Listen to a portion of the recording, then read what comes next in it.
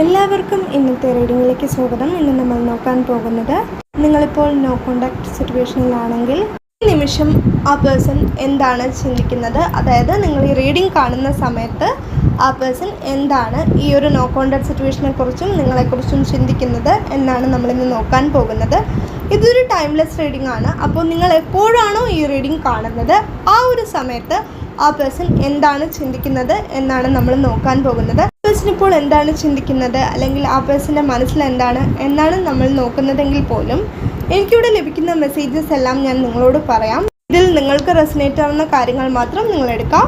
Reading start ചെയ്യുന്നതിന് മുൻപ് നിങ്ങൾക്ക് ഈ റീഡിംഗ് ഇഷ്ടമാവുകയാണെങ്കിൽ, ഇതുപോലുള്ള റീഡിങ്സ് ഇനിയും കാണുന്നുണ്ടെങ്കിൽ ഈ ചാനൽ സപ്പോർട്ട് ചെയ്യുക. നിങ്ങളുടെ സപ്പോർട്ടാണ് എൻ്റെ മോട്ടിവേഷൻ. അതുകൊണ്ടാണ് നിങ്ങൾക്ക് ഈ റീഡിംഗ് ഇഷ്ടമാവുകയാണെങ്കിൽ ഈ ചാനലിലെ മറ്റ് വീഡിയോസും ഒന്ന് കണ്ടു നോക്കുക.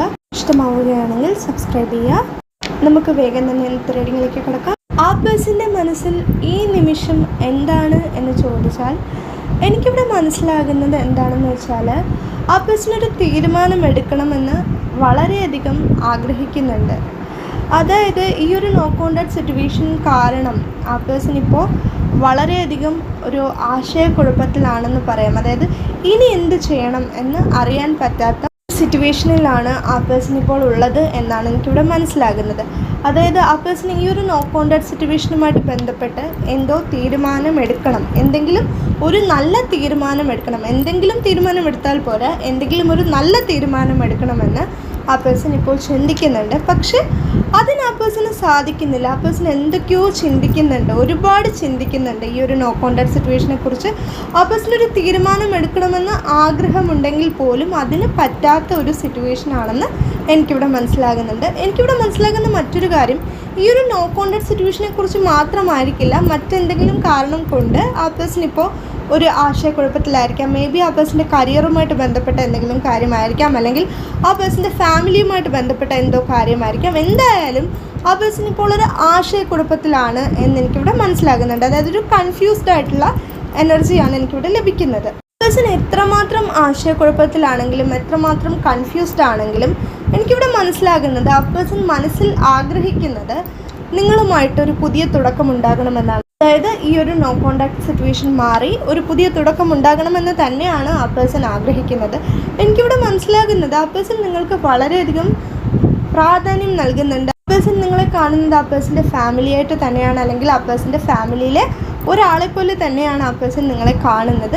എന്നിട്ട് പോലും ആ പേഴ്സണ് ഈ ഒരു സമയത്ത് ഒരു തീരുമാനമെടുക്കാൻ കഴിയുന്നില്ല. എനിക്കിവിടെ മനസ്സിലാകുന്നത്, ആ പേഴ്സൺ മേ ബി കുറച്ച് ബിസി ആയിരിക്കാം. ആ പേഴ്സൻ്റെ കരിയറുമായിട്ട് ബന്ധപ്പെട്ട് ആ പേഴ്സൺ കുറച്ച് ബിസി ആയിരിക്കാം. അതുകൊണ്ടായിരിക്കാം ആ പേഴ്സൺ ഇപ്പോൾ ഒരു തീരുമാനമെടുക്കാൻ സാധിക്കാത്തത്. ആ പേഴ്സൻ്റെ കരിയറിൽ ഇപ്പോൾ ആ പേഴ്സൺ ഒരുപാട് അവസരങ്ങൾ ലഭിക്കുന്നതായിട്ട് എനിക്ക് മനസ്സിലാകുന്നുണ്ട്. അതിൽ തന്നെ എന്ത് തിരഞ്ഞെടുക്കണം എന്നറിയാൻ പറ്റാത്ത അവസ്ഥയിലാണ് ആ പേഴ്സൺ ഇപ്പോൾ ഉള്ളത്. അതായത് ആ പേഴ്സൺ ഒരിക്കൽ ആഗ്രഹിച്ചിരുന്നു ആ പേഴ്സൻ്റെ കരിയറിൽ ഒരുപാട് അവസരങ്ങൾ ലഭിക്കണമെന്ന്. എന്നാൽ ഇപ്പോൾ അവസരങ്ങൾ ലഭിച്ചപ്പോൾ എല്ലാം നല്ലതായതുകൊണ്ട് തന്നെ അതിലേത് തിരഞ്ഞെടുക്കണമെന്ന് ആ പേഴ്സൺ അറിയില്ല. അപ്പോൾ മൊത്തത്തിൽ ആ പേഴ്സൺ ഒരു ആശയക്കുഴപ്പത്തിലാണെന്ന് പറയാം. ആ പേഴ്സണ് നിങ്ങളോട് സംസാരിക്കണമെന്ന് ആഗ്രഹമുണ്ടെങ്കിലും നിങ്ങളുടെ അടുത്തേക്ക് വരണമെന്ന് ആഗ്രഹമുണ്ടെങ്കിലും ഒന്നിനും ആ പേഴ്സണ് സാധിക്കാത്ത ഒരു അവസ്ഥയാണ് എനിക്കിവിടെ മനസ്സിലാകുന്നത്. എന്തുകൊണ്ടാണെന്ന് എനിക്കറിയില്ല. ആ പേഴ്സൺ ഇത്രയും ആശയക്കുഴപ്പത്തിലാകാനുള്ള കാരണം എന്താണെന്ന് എനിക്കറിയില്ല. ആ പേഴ്സൺ ഇത്രയും തീരുമാനങ്ങൾ എടുക്കാൻ സാധിക്കാത്തത് എന്തുകൊണ്ടാണെന്ന് എനിക്കറിയില്ല. പക്ഷെ ആ ഒരു സിറ്റുവേഷൻ ആ പേഴ്സണെ തന്നെയാണ് ഏറ്റവും കൂടുതൽ വിഷമിപ്പിക്കുന്നത് എന്നുള്ളതാണ്. അപ്പോൾ ഈ ഒരു നോ കോണ്ടാക്ട് സിറ്റുവേഷൻ ആയതുകൊണ്ട് മാത്രമല്ല, ഞാൻ ആദ്യമേ പറഞ്ഞതുപോലെ ആ പേഴ്സൻ്റെ കരിയറുമായിട്ട് ബന്ധപ്പെട്ട എന്തെങ്കിലും കാര്യമായിരിക്കാം, അല്ലെങ്കിൽ ആ പേഴ്സൻ്റെ ഫാമിലിയുമായിട്ട് ബന്ധപ്പെട്ട എന്തെങ്കിലും കാര്യമായിരിക്കാം. ആ ഒരു മെസ്സേജ് എനിക്കിവിടെ ലഭിക്കുന്നുണ്ട്. അതുകൊണ്ടാണ് ഞാൻ പറയുന്നത്. എനിക്കിവിടെ മനസ്സിലാകുന്ന മറ്റൊരു കാര്യം, ഈ ഒരു മെസ്സേജ് എല്ലാവർക്കും റെസനേറ്റ് ആവണമെന്നില്ല. പക്ഷെ ആ ഒരു മെസ്സേജ് എനിക്ക് ലഭിക്കുന്നുണ്ട്. അതുകൊണ്ടാണ് ഞാൻ പറയുന്നത്. നിങ്ങൾക്ക് റെസനേറ്റ് ആവുന്നുണ്ട് എന്ന് തോന്നുന്നുണ്ടെങ്കിൽ മാത്രം അതെടുക്കാം. മേ ബി ആ പേഴ്സൺ നിങ്ങളെ വിവാഹം കഴിക്കാൻ ആഗ്രഹിക്കുന്നുണ്ടായിരിക്കാം. അതായത് ആ പേഴ്സൺ നിങ്ങളെ കല്യാണം കഴിക്കാൻ ആഗ്രഹിക്കുന്നുണ്ടായിരിക്കാം. ആ ഒരു മെസ്സേജ് എനിക്ക് ലഭിക്കുന്നുണ്ട്. ഇതെല്ലാവർക്കും റെസനേറ്റ് ആവണമെന്നില്ല. പക്ഷേ ആ ഒരു മെസ്സേജ് എനിക്കിവിടെ ശക്തമായിട്ട് ലഭിക്കുന്നുണ്ട്. അതുകൊണ്ടാണ് ഞാൻ പറയുന്നത്, നിങ്ങൾക്ക് റെസനേറ്റ് ആവുന്നുണ്ട് എന്ന് തോന്നുന്നുണ്ടെങ്കിൽ മാത്രം അതെടുക്കാം. മേ ബി ആ പേഴ്സൺ നിങ്ങളോട് ഈ ഒരു നോ കോണ്ടാക്ട് സിറ്റുവേഷന് മുൻപ് പറഞ്ഞിട്ടുണ്ടായിരിക്കാം ആ പേഴ്സൺ നിങ്ങളെ വിവാഹം കഴിക്കാൻ ഒരുപാട് ആഗ്രഹമുണ്ട് എന്ന്. അതായത് കല്യാണം കഴിക്കാൻ ഒരുപാട് ആ പേഴ്സൺ ആഗ്രഹിക്കുന്നുണ്ടെന്ന് പറഞ്ഞിട്ടുണ്ടായിരിക്കാം.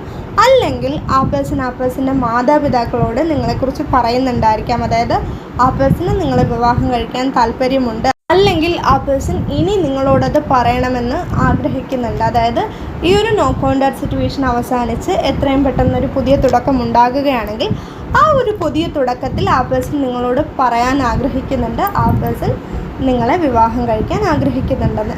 എനിക്കിവിടെ മനസ്സിലാകുന്നത് ആ പേഴ്സൺ ഇപ്പോൾ ചിന്തിക്കുന്നത് ഇനി ഈ ഒരു നോ കോൺടാക്ട് സിറ്റുവേഷൻ നീണ്ടുപോകാൻ പാടില്ല, അല്ലെങ്കിൽ ഇനിയും നിങ്ങൾ തമ്മിൽ പിണക്കമുണ്ടാകാൻ പാടില്ല. കാരണം ഒത്തിരി നാളായിട്ട് ആ പേഴ്സൺ നിങ്ങളെ കാത്തിരിക്കുന്നുണ്ട്, നിങ്ങളും ആ പേഴ്സണെ ഒത്തിരി നാളായിട്ട് കാത്തിരിക്കുന്നുണ്ടാവാം.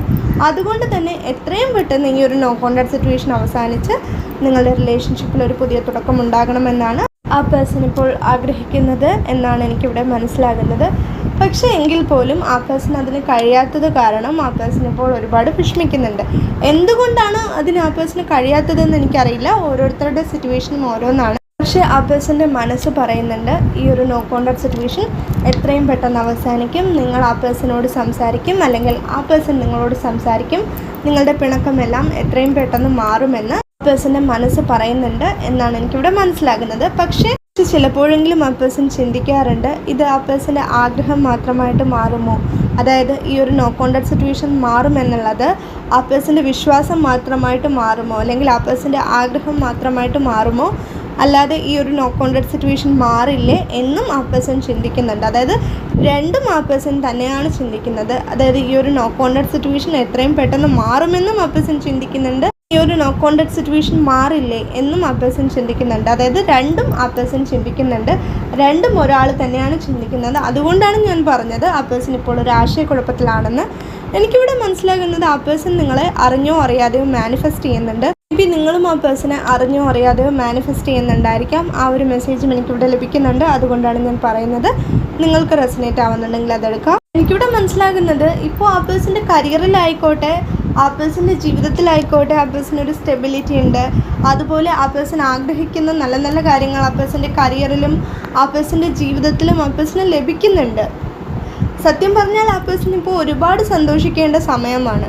മേ ബി നിങ്ങളും അങ്ങനെ തന്നെ ആയിരിക്കാം, നിങ്ങൾക്കും നിങ്ങളുടെ ജീവിതത്തിലും നിങ്ങളുടെ കരിയറിലും ആഗ്രഹിക്കുന്ന കാര്യങ്ങളെല്ലാം ലഭിക്കുന്നുണ്ടായിരിക്കാം. ആ ഒരു കാര്യത്തിൽ നിങ്ങൾ സന്തോഷവാനായിരിക്കാം, അല്ലെങ്കിൽ സന്തോഷവതിയായിരിക്കാം, ഇല്ലെങ്കിൽ ഇത് ആ പേഴ്സൻ്റെ എനർജി ആയിരിക്കാം.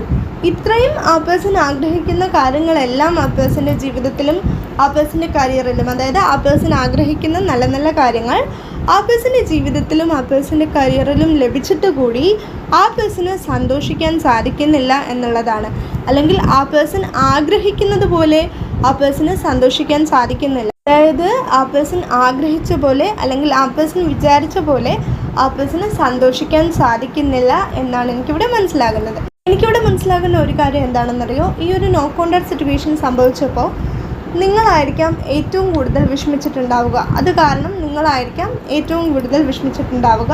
പക്ഷെ ആ ഒരു സമയത്ത് ആ പേഴ്സൺ അത്രത്തോളം വിഷമിച്ചിട്ടുണ്ടാകില്ല. ആ പേഴ്സൺ കരുതിയത്, മേ ബി നിങ്ങൾ തമ്മിൽ എന്തെങ്കിലും വഴക്കുണ്ടായിട്ടുണ്ടെങ്കിൽ അതുകൊണ്ട് തന്നെ ആ പേഴ്സൺ കരുതിയത് നിങ്ങളോട് എത്ര നാൾ വേണമെങ്കിലും ആ പേഴ്സണ് സംസാരിക്കാതിരിക്കാൻ സാധിക്കും, അല്ലെങ്കിൽ എത്ര നാൾ വേണമെങ്കിലും നിങ്ങളോട് ആ പേഴ്സണ് പിണങ്ങിയിരിക്കാൻ സാധിക്കുമെന്നാണ് ആ പേഴ്സൺ വിചാരിച്ചിരുന്നത്. നിങ്ങൾ സംസാരിക്കാത്തത് കൊണ്ട് ആ പേഴ്സൺ ഒത്തിരി ഒന്നും വിഷമിക്കില്ല, അതായത് ആ പേഴ്സൺ വിഷമിക്കുകയേ ഇല്ല എന്ന് ആ പേഴ്സൺ ചിന്തിച്ചിട്ടില്ല. കാരണം നിങ്ങളോട് സംസാരിക്കാതിരുന്നാൽ ആ പേഴ്സണ് വിഷമം ഉണ്ടാകുമെന്ന് ആ പേഴ്സൺ അറിയാം. എങ്കിലും ആ പേഴ്സൺ ഒരുപാടൊന്നും വിഷമിക്കില്ല എന്നൊക്കെയാണ് ആ പേഴ്സൺ വിചാരിച്ചിരുന്നത്. ആ പേഴ്സൺ വിചാരിച്ചിട്ടുണ്ടാവില്ല ഈ ഒരു നോ കോൺടാക്ട് സിറ്റുവേഷൻ ഇത്രമാത്രം നീണ്ടുപോകുമെന്നും, അല്ലെങ്കിൽ ഇങ്ങനെ ഒരു നോ കോൺടാക്ട് സിറ്റുവേഷൻ ഉണ്ടാകുമെന്നും തന്നെ ആ പേഴ്സൺ വിചാരിച്ചിട്ടുണ്ടാവില്ല. അതുകൊണ്ട് തന്നെ നിങ്ങൾ കുറച്ച് നാൾ ആ പേഴ്സണോട് സംസാരിക്കാതെ ഇരുന്നാലും ആ പേഴ്സൺ വിഷമിക്കില്ല, അല്ലെങ്കിൽ അതിന് ആ പേഴ്സണ് കുഴപ്പമില്ല എന്നൊക്കെ ആ പേഴ്സൺ ചിന്തിച്ചിരുന്നു. പക്ഷേ നിങ്ങൾ എന്ന് തൊട്ടാണോ ആ പേഴ്സണോട് സംസാരിക്കാതെ ആയത്, അതായത് എന്ന് തൊട്ടാണോ ഈ ഒരു നോ കോൺടാക്ട് സിറ്റുവേഷൻ തുടങ്ങിയത്, അന്ന് തൊട്ട് ആ പേഴ്സൺ ശരിക്കും വിഷമിക്കാൻ തുടങ്ങിയിരുന്നു.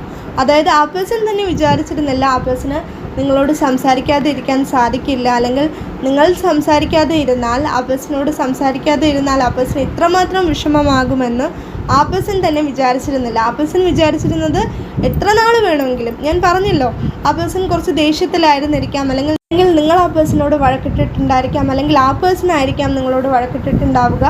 ആ ഒരു ദേഷ്യത്തിൽ ആ പേഴ്സൺ വിചാരിച്ചിരുന്നത് എത്ര നാൾ വേണമെങ്കിലും ഞാൻ സംസാരിക്കാതെ ഇരിക്കും, ഞാൻ അങ്ങോട്ട് പോയി സംസാരിക്കില്ല എന്നൊക്കെ ആ പേഴ്സൺ ചിന്തിച്ചിരുന്നു. എത്ര നാൾ കഴിഞ്ഞാലും ഞാനിനി സംസാരിക്കാൻ പോകുന്നില്ല, എന്നോട് വന്ന് സംസാരിക്കുകയാണെങ്കിൽ സംസാരിക്കട്ടെ എന്ന് ചിന്തിച്ചിരുന്നു. പക്ഷേ ഈ ഒരു നോ കോണ്ടാക്ട് സിറ്റുവേഷൻ തുടങ്ങിയതിന് ശേഷം അതിങ്ങനെ നീണ്ടുപോകാൻ തുടങ്ങിയതിന് ശേഷം ആ പേഴ്സൺ ഒരുപാട് വിഷമിക്കാൻ തുടങ്ങി എന്നുള്ളതാണ്.